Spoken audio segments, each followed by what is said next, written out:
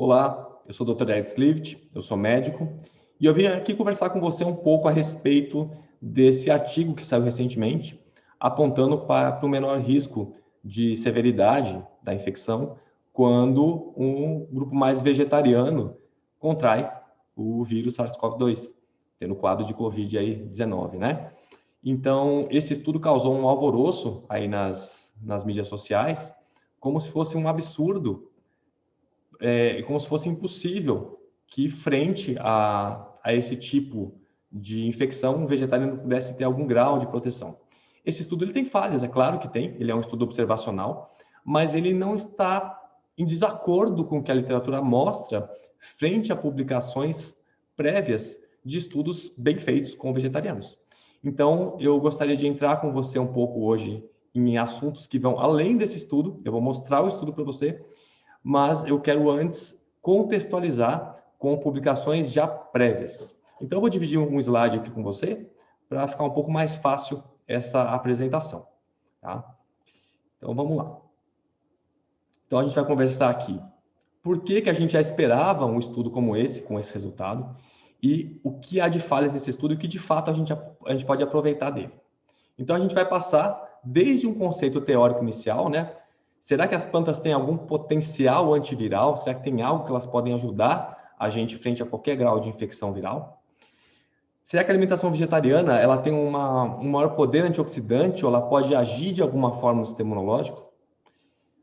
O vegetarianismo, será que ele poderia proporcionar um resultado com essa magnitude frente a uma intervenção? A gente tem algo de estudo controlado de meta-análise que possa auxiliar a gente nesse raciocínio, né? A gente vai conversar sobre o estudo em questão e, posteriormente, ao final dessa apresentação, vamos um pouco além do estudo com outras informações que são muito relevantes para você que busca um sistema de alimentação mais natural e mais saudável. Então, a gente sabe, né, que o estado nutricional e diversos elementos, eles contribuem para a nossa suscetibilidade à infecção com relação ao SARS-CoV-2. Isso vai desde os quadros de má nutrição, a dietas desbalanceadas, aos quadros de obesidade e com relação a situações que vão alterar negativamente a nossa resposta autoimune. E frente a isso, nós temos estudos que mostram que plantas têm potencial antiviral. O problema disso é que grande parte dos estudos são estudos in vitro e estudos em animais. É muito difícil a gente avaliar essa bioatividade em seres humanos, mas nós temos várias evidências de que a dieta pode ajudar na modulação da inflamação, né? E vários compostos que as plantas contêm podem inibir todo o processo viral de infecção, né? E isso já foi visto contra outros coronavírus. E é interessante que a gente vê várias publicações mostrando diversos compostos que têm esse efeito. E esses compostos todos, eles são encontrados prioritariamente no reino vegetal. E é interessante notar que o SARS-CoV-2, ele tem uma similaridade com o SARS-CoV anterior, né? Em torno de 70% aí, de 76% de similaridade. Isso não quer dizer que o produto vai agir da mesma forma nesse vírus atual, né? Mas nós sabemos que um vírus da mesma família, ele tem a sua influência com relação à sua infecção frente a esses compostos in vitro e em animais. Então, eu não posso extrapolar para seres humanos. Aqui com destaque a curcumina, por exemplo, né? Em vários locais aí de proliferação e infecção que a gente pode ter. E a gente vê fontes desses compostos e a gente vê que a grande maioria, se não a quase totalidade, é presente em alimentos de origem vegetal, tá? Então, para quem quiser depois dar um pause aqui, pode dar uma olhada, você consegue ver tudo isso. Outro ponto muito importante para a gente é que as plantas, elas têm um potencial antioxidante maior. Uma preocupação que a gente tem na infecção por esse vírus especificamente, não só por esse, mas esse tem um destaque muito grande, nessa condição de promover uma tempestade de citocinas, um processo inflamatório bastante importante. E quando nós avaliamos o que o reino animal e o reino vegetal contém de potencial antioxidante, que isso vai ser importante para a gente nessa resposta corporal, isso pode ser visto num estudo que nós temos aqui, numa avaliação de 3.100 alimentos, que resumidamente mostrou que esse é o teor de antioxidante por 100 gramas do reino vegetal e esse aqui é o teor de antioxidantes no reino animal. Em outras palavras, o reino vegetal tem 64 vezes mais antioxidante do que o reino animal. E isso é muito interessante, porque uma dieta considerada equilibrada, com uma porção de carne e 3 de laticínio, ela vai oferecer mais ou menos 500 calorias com alimentos com esse baixo teor de antioxidante. Isso faz muita diferença, porque numa dieta, digamos, com 1.500 calorias, isso representa 1/3 da dieta, ou seja, 33% dessa dieta está proporcionando para a gente alimentos de baixa constituição ou de baixo teor de antioxidante. Então, a partir do momento que eu tiro esses 33% da dieta e coloco alimentos de maior teor, ou de teor vegetal, a quantidade de antioxidante vai aumentar em pelo menos 33%. Então, isso é muito significativo. Então, do ponto de vista teórico, tá? Isso aqui é fato que o reino vegetal tem esse teor mais alto, mas do ponto de vista teórico, isso poderia conferir algum grau de proteção a mais. A gente não pode deixar de falar de um ponto cada vez mais comentado na literatura, que é o efeito da microbiota sobre a nossa parte imunológica. E nós temos já guias e materiais mostrando o efeito de uma alimentação vegetariana, porque é a alimentação que mais vai conseguir ofertar uma quantidade maior de fibras. Vamos lembrar que a carne tem fibra muscular, não é essa fibra que a gente está falando. Nós estamos falando da fibra vegetal. Então, essa fibra, em contato com as nossas bactérias intestinais, elas vão promover um maior efeito de imunidade contra patógenos e promover barreiras intestinais, né, barreiras de propagação de bactérias e vírus muito maior. E, para isso, a fibra vai ser o elemento de fermentação, produzindo os ácidos graxos de cadeia curta, que vão ter esse efeito. E, do ponto de vista dietético, quanto mais vegetal tiver na minha dieta, mais eu proporciono esse efeito de proteção. Uma dieta com composto de origem animal aumentado vai ser uma dieta que não tem tanta fibra. Então, eu vou modular essa microbiota intestinal de acordo com o que eu como. As bactérias, por exemplo, Lactobacillus e bifidobactérias, são bactérias que a gente tem como conhecimento efeitos positivos ao organismo. São bactérias mais sacarolíticas. São bactérias que usam o carboidrato como fonte de energia. Elas têm a capacidade de pegar a fibra, de quebrar, usar esse carboidrato como combustível. Então, quando a sua alimentação é rica em fibras, essas bactérias elas se proliferam, elas têm alimento suficiente. Ao passo que quando você reduz as fibras e aumenta a proteína e gordura, essas bactérias morrem de fome. E outras bactérias que conseguem se alimentar de gordura e proteína, elas aumentam a sua proliferação. Então, com isso, nós temos mudanças do nosso microbioma de acordo com escolhas alimentares. E isso impacta diretamente também em respostas imunológicas. Um outro ponto interessante é a presença de gordura saturada, gordura trans e LPS frente ao seu potencial inflamatório. O que são esses elementos? A gordura saturada, nós conhecemos, né? Do reino vegetal, a gente pode apontar aí para fontes concentradas como o óleo de coco e o óleo de palma. E de fonte animal são todos os produtos. Manteiga, requeijão, carne, queijo, laticínios, né? Os ovos, são produtos onde a fonte de gordura tem uma grande quantidade de teor de gordura saturada. Eu vou mostrar o que ela faz já já. E a gordura trans é a gordura que a gente vai encontrar em muitos produtos industrializados. Então, quanto mais industrializada a alimentação, maior o potencial de você estar ingerindo esse tipo de gordura. E os LPS são produtos oriundos das bactérias intestinais, principalmente do que a gente chama de bactérias gram-negativas, que são bactérias de fato negativas, né, nesse aspecto, né, de promover mais inflamação. E todos esses elementos eles vão atuar no receptor celular, que eu vou mostrar aqui a imagem para vocês. Aqui a membrana celular e o receptor Toll-like.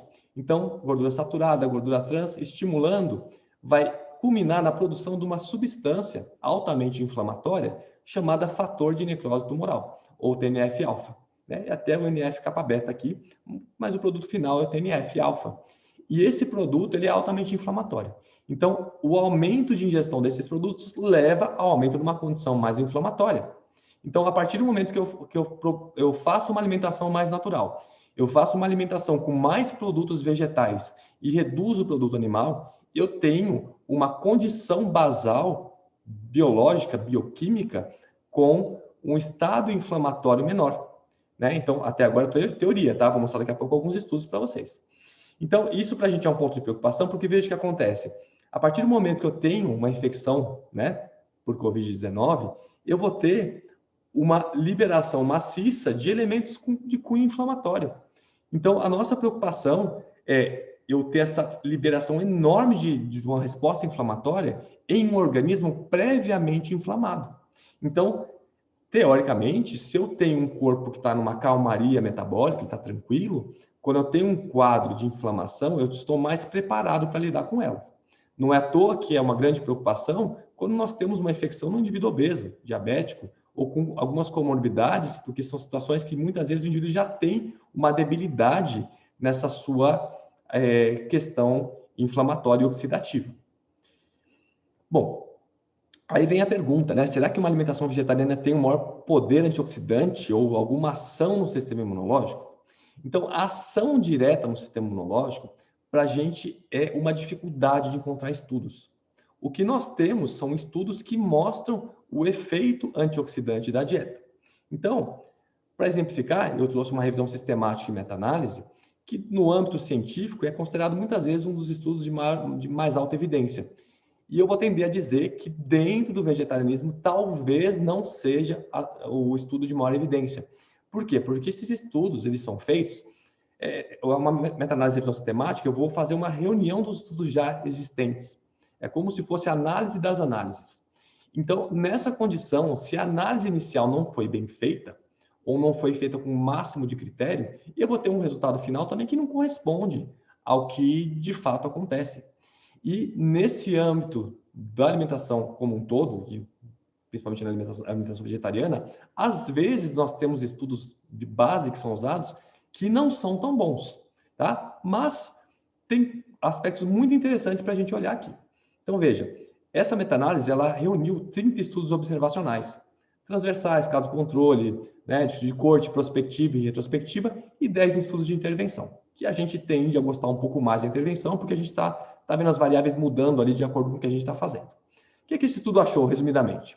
Que o padrão vegetariano, comparado com o onívoro, ele foi associado a concentrações significativamente mais baixas de proteína C reativa, que é um marcador inflamatório, também de fibrinogênio, que é um outro marcador inflamatório, e uma quantidade mais baixa de leucócitos totais. Ou seja, nosso exército está em menor quantidade na rua, e isso é muito positivo. Isso mostra, entre aspas, uma calmaria metabólica. Então, essa condição é uma condição muito positiva para esse contexto inflamatório. E interessante que nesse estudo, olha só, o grupo vegetariano era vegetariano de verdade, tá? Isso é importante porque às vezes há misturas de grupos, como acontece nesse estudo que eu vou comentar com vocês daqui a pouco, porque houve uma mistura de grupos. Aqui não, o grupo vegetariano era vegetariano de verdade, né? E esse estudo especificamente, ele teve o cuidado de filtrar a adoção de outras intervenções que pudessem abaixar o nível de estresse ou que pudessem interferir de alguma forma reduzindo o número de leucócitos, porque isso pode acontecer frente a um estado de adrenalina mais elevado, né? Um estado adrenérgico aumentado. E aqui ele mostra, né, dentro aqui dessa avaliação desse gráfico, aqui é o resultado final. Vou lembrar que abaixo de zero o resultado é positivo com relação à redução dos níveis de proteína C reativa nos vegetarianos. Veja que a maior parte dos estudos mostra uma redução muito positiva. Vamos pensar que cada linha aqui que eu estou avaliando tem o resultado do estudo, tá? Então, o resultado final deles está representado como uma redução através daquele valor mencionado anteriormente. O mesmo acontece com a avaliação leucocitária e o mesmo acontece com a redução do fibrinogênio, e aqui a gente vê que tem menos estudos. Essa aqui é uma outra revisão, né, sistemática e meta-análise. Ela foi publicada aqui em 2019, 2020, tá? Mais recente para a gente. Foi avaliado 21 estudos, um prospectivo e 20 estudos transversais. E olha só, os vegetarianos também são vegetarianos. Não foi misturado aqui, tá? Eles foram ovolácteos veganos e foram comparados com onívoros. E veja que interessante, né, a avaliação da proteína C reativa, que é aquele marcador de inflamação. Veja o potencial de redução que nós temos frente a uma alimentação vegetariana. Especialmente quando a alimentação vegetariana estrita, estatisticamente, foi o maior resultado que nós tivemos aqui de redução, né? Então, os resultados dessa meta-análise mostrou que os níveis de proteína C reativa foram significativamente menores nos vegetarianos, e essa redução foi dessa ordem aqui. E essa associação foi mais pronunciada nos indivíduos veganos. E olha só, em pacientes com piora da função renal, a dieta vegetariana proporcionou uma redução ainda mais expressiva de proteína C reativa, e esse valor aqui é um valor bastante expressivo. Tá? Tem estudos controlados, Eric? Tem um estudo aqui que foi feito com 100 pessoas com doença arterial coronariana e fizeram uma intervenção por 8 semanas para avaliar justamente essa substância que é a proteína C reativa. Então, o que eles fizeram? Eles pegaram um grupo e colocaram para seguir uma alimentação vegetariana estrita, vegana. E o outro grupo, uma alimentação onívora, ou recomendada pela American Heart Association. Então, veja que foram dois padrões de alimentações ditos saudáveis, porque a dieta vegetariana, vegana, a gente usa o termo dieta vegana, tá? É uma licença científica para isso. Eu sei que veganismo e vegetarianismo estritos são coisas diferentes, mas a gente usa o termo vegano, como dieta vegana na ciência. Então, foram duas dietas bem balanceadas. Então, tanto a vegana quanto a da American Heart Association. E o que aconteceu ao final desse período? A alimentação vegana, ela proporcionou uma redução dos níveis de proteína C reativa 32% maior do que é proporcionada pela da American Heart. E a gente vê aqui, né, o que aconteceu frente a isso. Então, isso seria esperado porque é uma dieta onde você coloca todos os alimentos com potencial antioxidante. Ao passo que quando você faz uma dieta com carne, ovos e laticínios, esses produtos não têm um potencial antioxidante. São alimentos muito pobres em promover uma resposta antioxidante. Tá? Então, por isso que a gente diz que isso aqui é esperado em termos de vegetarianismo. Outra questão aqui para a gente, né? Será que o vegetarianismo poderia proporcionar uma mudança tão grande? Porque muitas pessoas estão questionando, poxa, mas não seria possível uma alimentação mudar a gravidade para um quadro infeccioso? Então, gente, isso aqui é uma falta de conhecimento frente ao que há de publicação frente a estudos com vegetarianismo. Tá? Então, a gente tem dados muito, muito interessantes com relação a isso. Então, um dos estudos aqui, rapidamente, eu vou passar para vocês, não vou entrar muito nisso, é o estudo do Neil Barnard, que ele avaliou, ele randomizou 99 pessoas diabéticas, ou seja, ele colocou aleatoriamente em 2 braços de estudo. Então, um braço foi seguir uma dieta onívora, não é qualquer dieta onívora, é uma dieta preconizada pela American Diabetes Association, uma dieta bem planejada onívora. E outro grupo, uma dieta vegetariana estrita, né, uma dieta vegana, bem planejada. Então, ele fez uma dieta inclusive com maior potencial de carboidrato, maior percentual, com uma redução de gordura. Né? E, de forma interessante, as duas foram desenhadas, as duas foram planejadas. E o que aconteceu aqui? Resumidamente, né, os resultados, a redução de hemoglobina glicada, que é um marcador de resposta, né, da glicemia nos últimos 3 meses, teve uma redução que é similar ao tratamento com um medicamento para o indivíduo. Né? E a gente vê aqui em azul que, ao longo do estudo, a redução desses níveis de hemoglobina glicada foram muito melhores do que no grupo onívoro. Então, o efeito foi maior. E quando isso é prolongado por 74 semanas, ou seja, por 1 ano e meio, a gente permanece com esse melhor controle da glicemia no grupo vegetariano do que no grupo onívoro, porque a gente modulou diversos elementos ligados à glicemia, que é tema de uma outra aula. E olha que interessante, aqui nós temos um resumo sobre o efeito das dietas plant-based com relação aos lipídios sanguíneos.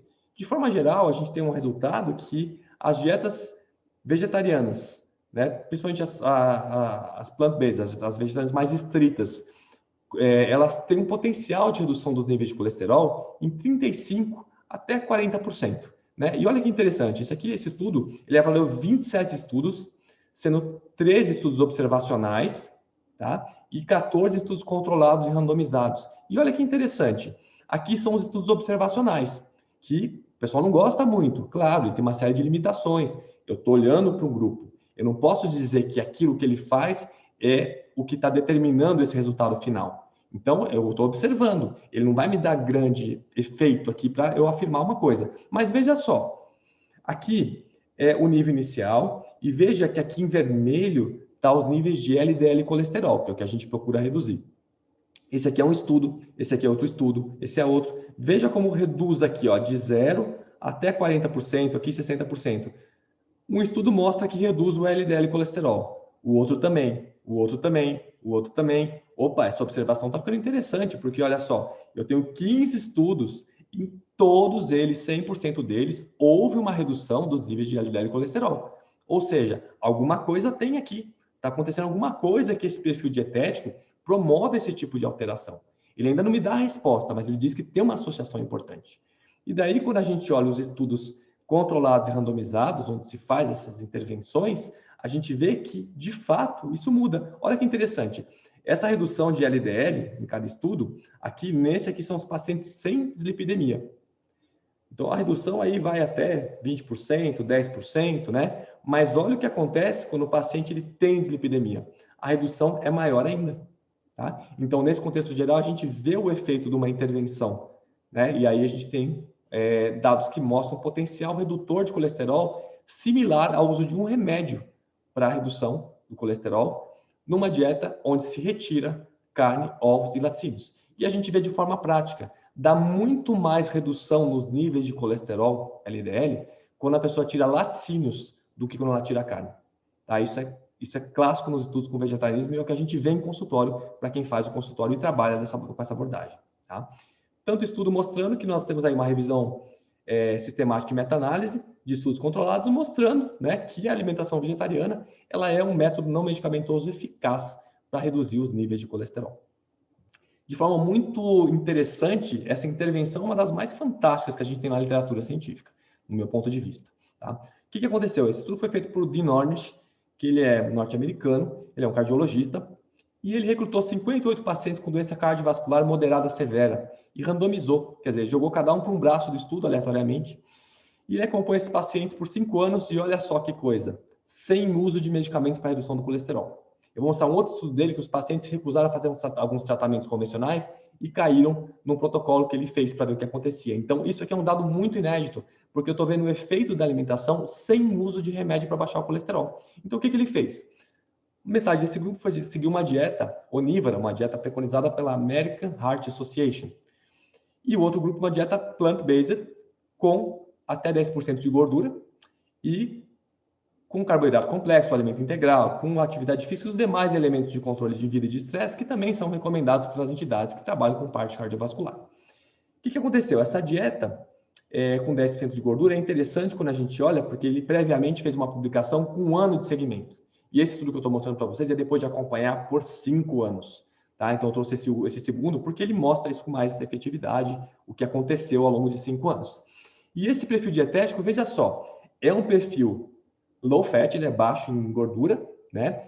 Ele é todo vegetariano, então inclui frutas, vegetais, os vegetables, né, que são, na verdade, as hortaliças, verduras e legumes, os cereais integrais, as leguminosas, né, então os feijões, ervilha, lentilha, grão de bico, produtos de soja, sem restrição calórica, porque é uma dieta bastante volumosa com pouca caloria, então favorece a pessoa não ganhar peso.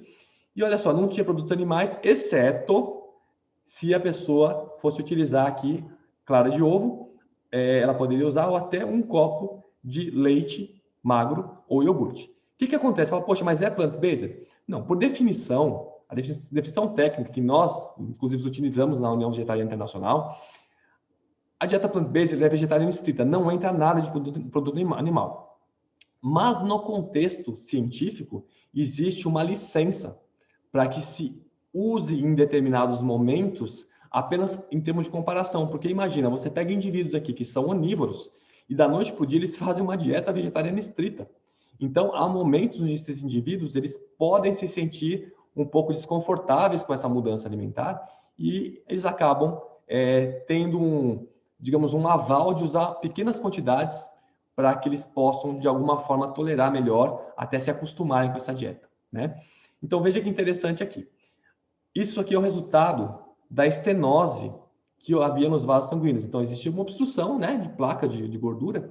E veja que o grupo de intervenção, que é o grupo que fez a dieta plant-based, ela teve uma redução do diâmetro da estenose. Saiu de 41,3% de obstrução para 37,3%. Já o grupo que seguiu a dieta da American Heart Association, veja só, teve uma progressão das placas de ateroma. E veja que interessante, com relação a essa mudança desse diâmetro, né, dessa placa de ateroma, né, desse local de passagem do sangue que tem essa obstrução, os indivíduos que tiveram maior aderência à alimentação tiveram os maiores resultados, comparando com os que tiveram menor aderência. Eu estou falando isso porque faz diferença o quanto você assume essa dieta e entra num padrão mais natural. Então, não é porque o indivíduo é vegetariano que ele vai ter um bom efeito. A gente quer que ele tenha um consumo de alimento natural, integral, e que ele possa realmente seguir isso com afinco. Então, faz diferença eu comer mais ou menos carne? Mais ou menos vegetal? Faz. Né? Aqui a gente está vendo claramente que quem seguiu melhor, quem usou mais os vegetais, quem seguiu mais a risca, foi quem teve o melhor efeito. E ele teve, ao final dos 5 anos, a quantidade de eventos cardiovasculares detectados nos dois grupos, e foi praticamente o dobro de eventos cardiovasculares que aconteceram no grupo onívoro do que do grupo vegetariano. Tá? Segundo, né, o resultado do estudo, maior regressão da aterosclerose coronariana ocorreu após 5 anos do que após 1 ano no grupo experimental. Em contraste, o grupo controle, que era o grupo que seguiu a dieta da American Heart, o grupo onívoro, a aterosclerose coronariana continuou a progredir e os eventos cardíacos foram 2 vezes maiores. Tá? E esse mesmo autor fez um trabalho fantástico com relação a pacientes com câncer de próstata. Então, veja que interessante. Foram 93 voluntários com câncer de próstata, que eram pessoas que se recusaram a realizar um tratamento convencional, ou seja, uma intervenção cirúrgica, uma radioterapia ou alguma terapia hormonal. E isso para a gente é muito interessante, porque é um tipo de intervenção que você faz olhando efeito dietético do estilo de vida e não efeito do tratamento. Então, não é fácil conseguir uma amostra de pacientes que, por livre e espontânea vontade, não querem fazer o tratamento convencional e querem entrar no estilo de mudança de estilo de vida mesmo para ver o efeito. Então, olha só, eram pacientes com câncer de próstata, com PSA, que é o nosso marcador aqui, entre 4 a 10, e esse aqui é uma escala, né, de gravidade aqui, com relação ao câncer de próstata.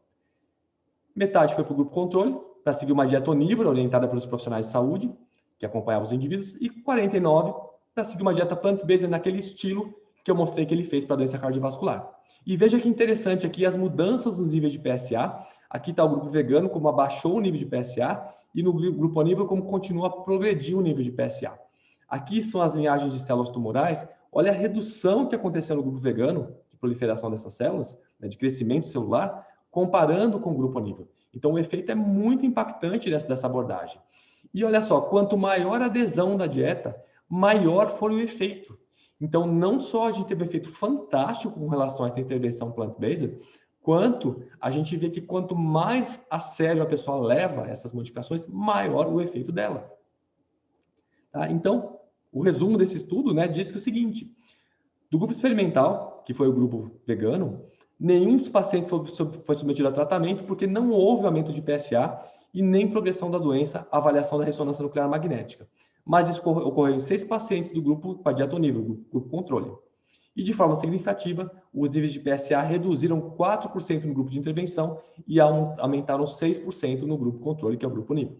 O crescimento das células de câncer de próstata foram significativamente inibidas, quase 8 vezes mais no grupo com a dieta vegana do que no grupo experimental, ou seja, foi 70% versus 9%, respectivamente.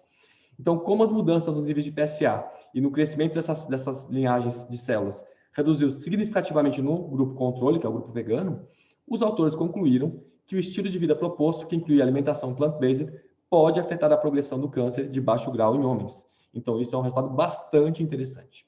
E aí entra o contexto de entendimento desse estudo que foi publicado agora, tá? Que é um estudo observacional. Tem problema ser um estudo observacional? Tem, claro, esse é o primeiro de uma linha que aparece, né? A gente viu quando a gente falou dessa parte de perfil lipídico, dessa parte de colesterol, 15 estudos observacionais mostrando a mesma coisa, né? Agora, você imagina naquela época, quando apareceu o primeiro estudo, falou, opa, peraí, será que é isso mesmo? E essa é a nossa ideia. Quando aparece um estudo assim, eu falo, opa, peraí, será que ele faz isso mesmo? Então, nós temos base para ver que a alimentação mais vegetal, ela tem, de fato, um aspecto protetor do ponto de vista inflamatório, né? Agora, vamos ver o que foi feito aqui. Então, nesse estudo, eles avaliaram quase 3 mil participantes e olha só que escolha boa. Eles escolheram médicos e enfermeiras que trabalhavam na linha de frente contra o Covid-19. Tá? Isso é muito importante, porque eles pegaram pessoas que se expõem frequentemente, e eles tomaram cuidado no estudo de tirar pessoas que tinham pouco, médicos e médicos e enfermeiras, que tinham pouco contato com os pacientes infectados. Tá? Então, eles selecionaram só quem estava realmente na linha de frente. Então, essa escolha é muito positiva. É quem tem chance realmente de ter infecção, né? A maior parte médicos pelo tipo de contato aqui que existia. Isso foi feito em 6 países, né? E eles avaliaram o número de contaminação, a severidade e a duração da infecção que ocorreu nesse período do estudo. E eles encontraram, né, frente à amostra deles, 568 casos. Como é que eles avaliaram que a pessoa tinha contraído, ela tinha realmente a infecção por Covid? Então, esse é um ponto que leva a um questionamento. Por quê? Uma boa parte, a maioria aqui, foi feita a avaliação sanguínea, ou seja, exame sorológico, na realidade, teve feito um exame de positividade através de um PCR ou através da avaliação de imunoglobulina. Então, você tinha um teste que documentava realmente a positividade. E qual é a crítica que se faz aqui?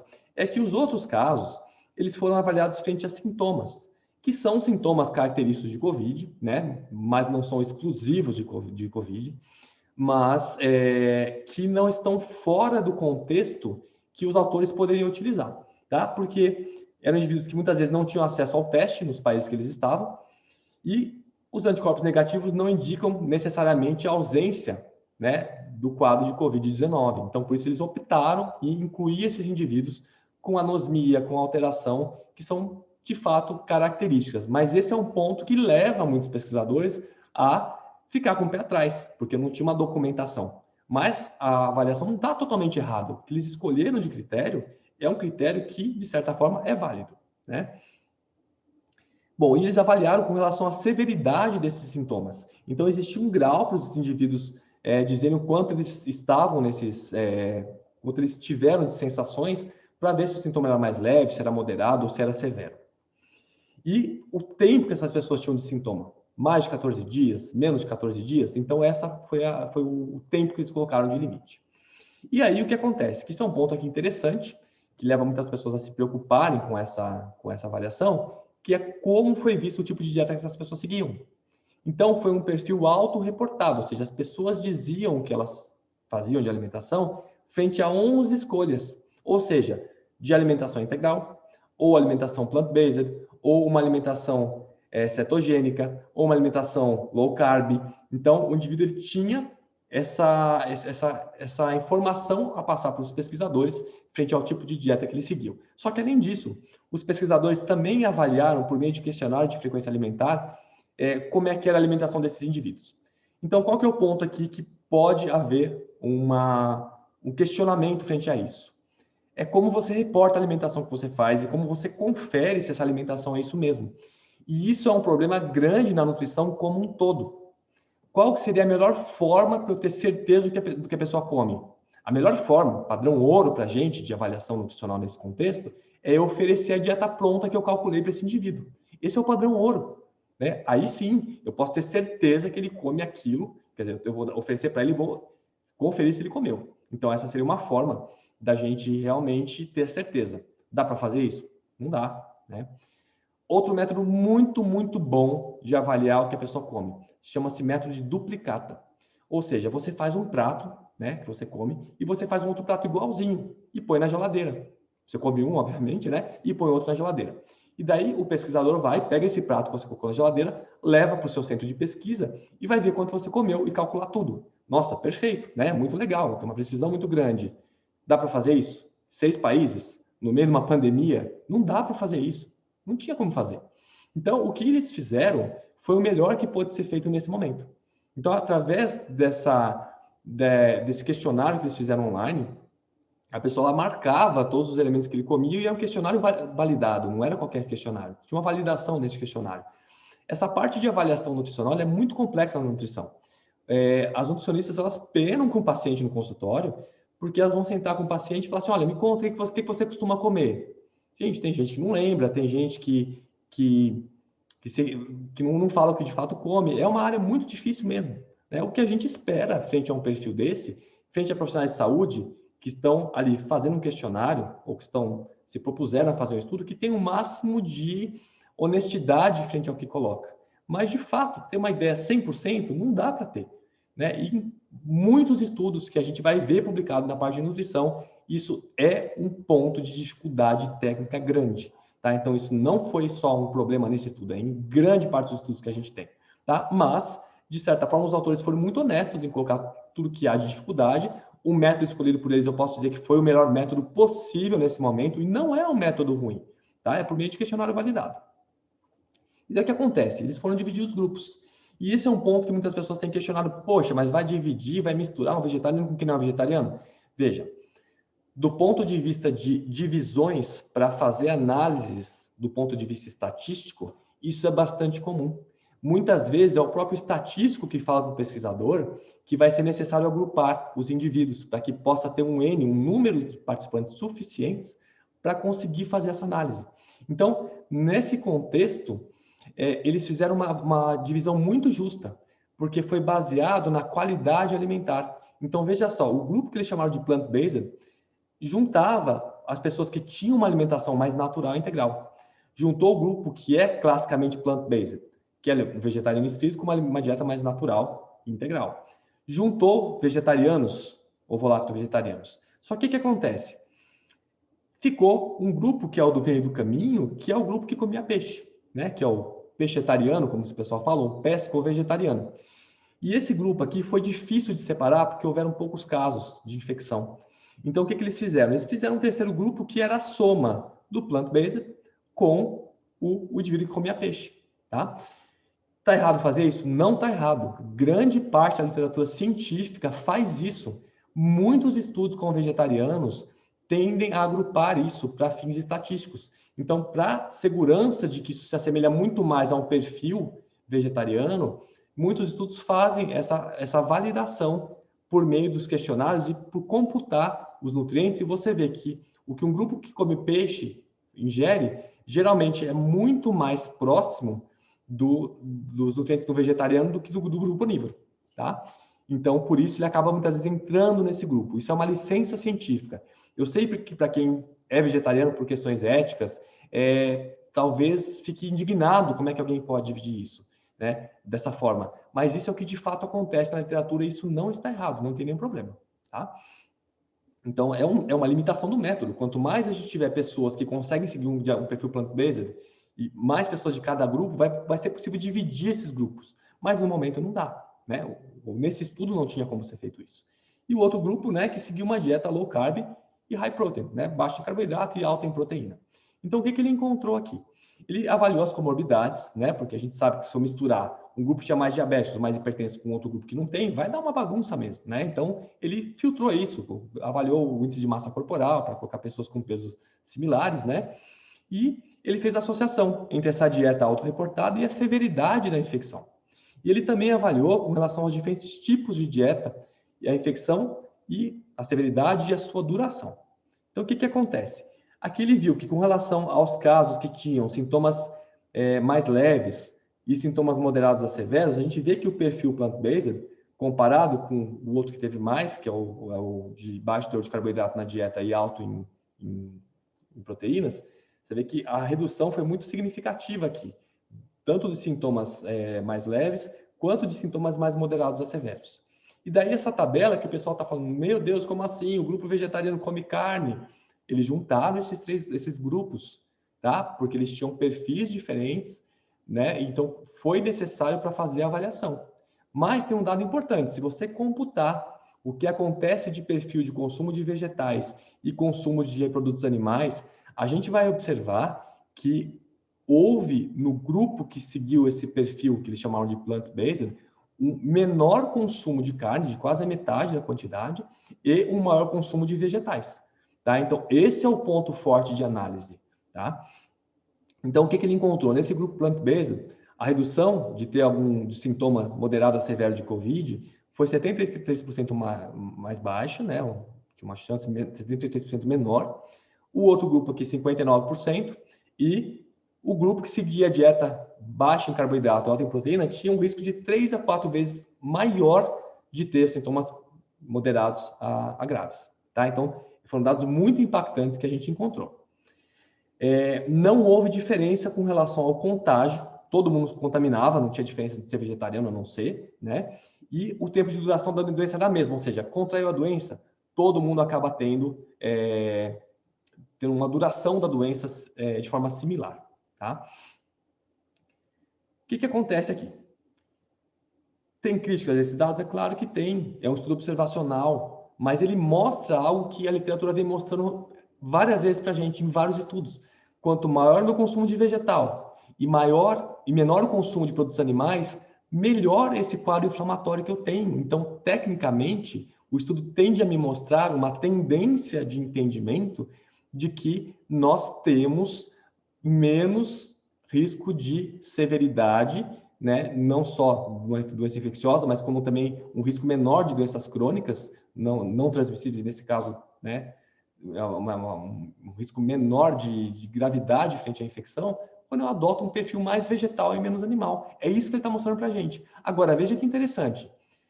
Frente a esses dados que nós temos, se com essa dieta aqui, que misturou o plant-based com os demais vegetarianos, pessoas com alimentação integral que comiam um pouquinho de carne, que no caso aqui os que comiam peixe, eu tive esse efeito, talvez no futuro, se eu tiver alguém só com alimentação plant-based, como será que vai ser esse resultado? Será que essa proteção seria maior ainda? Porque, teoricamente, sim.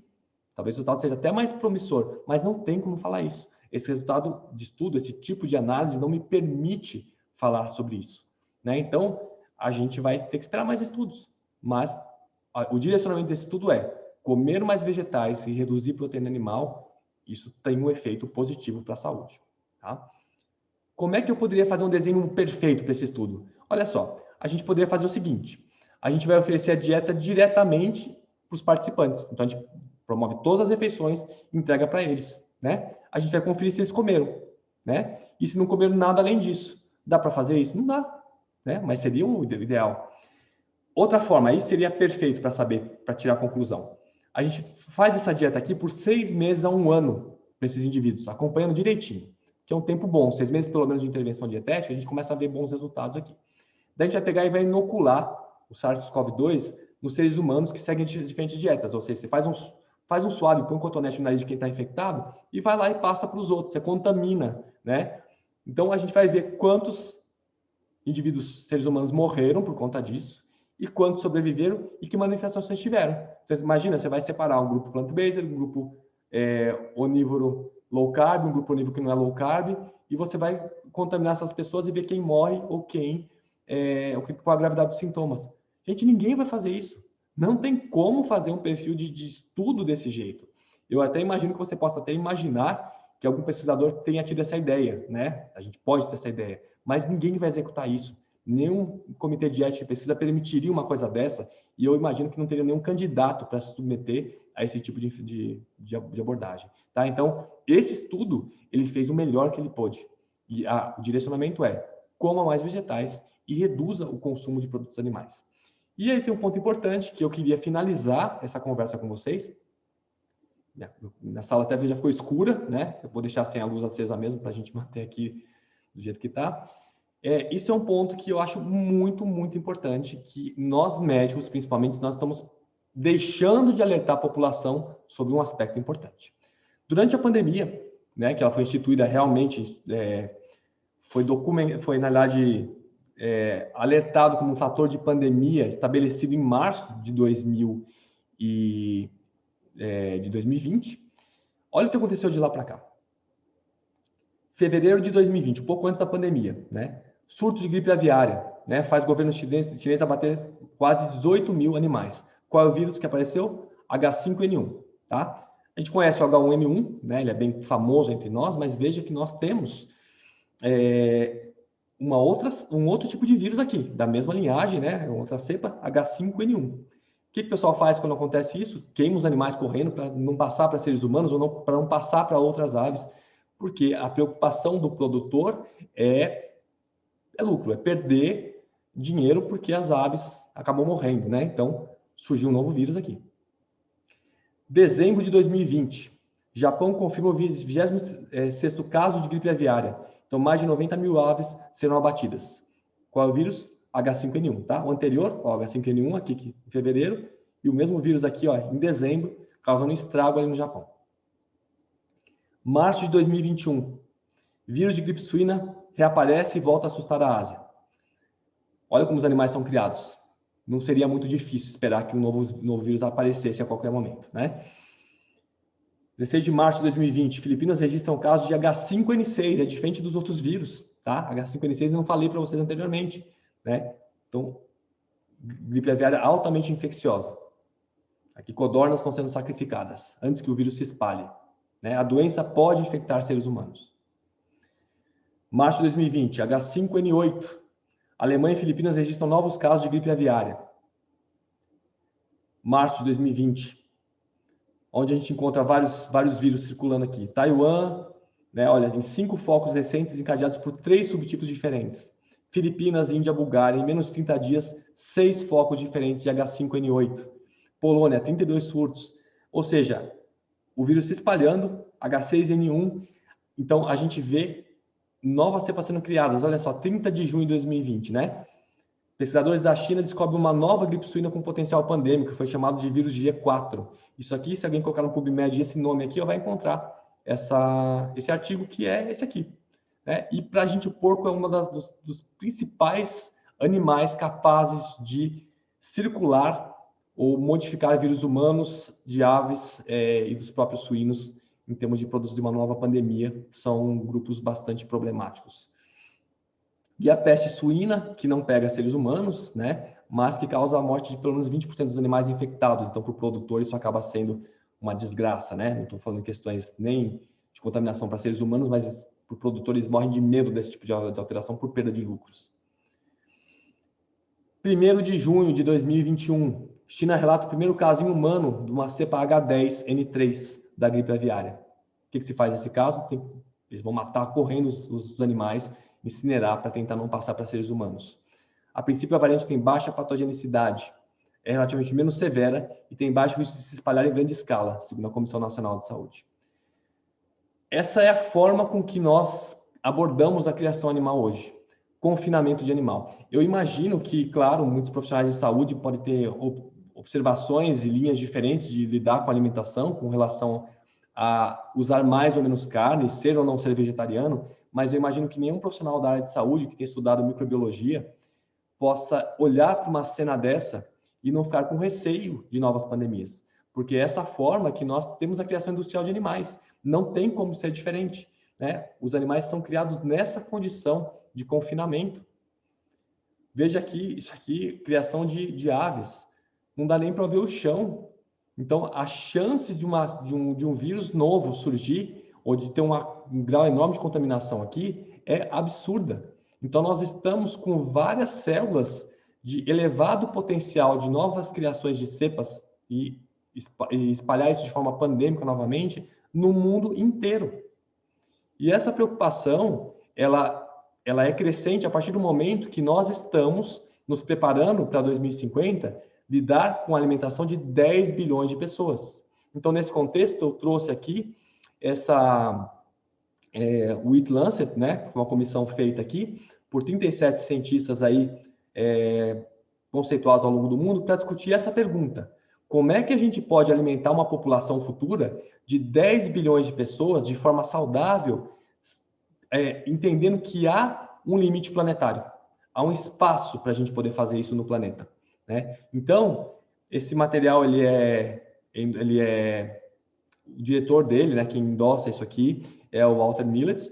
Ele é extremamente conceituado, se alguém for pegar a biografia dele, é professor da Escola Pública de Harvard, e, resumidamente, ele diz que para a gente poder chegar em 2050 com uma segurança alimentar e saúde, a gente vai precisar, pelo menos, dobrar o consumo, né, de alimentos vegetais e reduzir o consumo de carnes, pelo menos pela metade.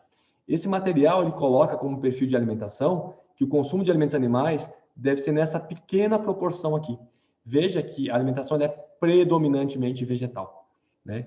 E, nesse contexto, a gente vê que a quantidade, né, de carne que é recomendada para uso diário é de 0 até uma quantidade muito pequena por dia.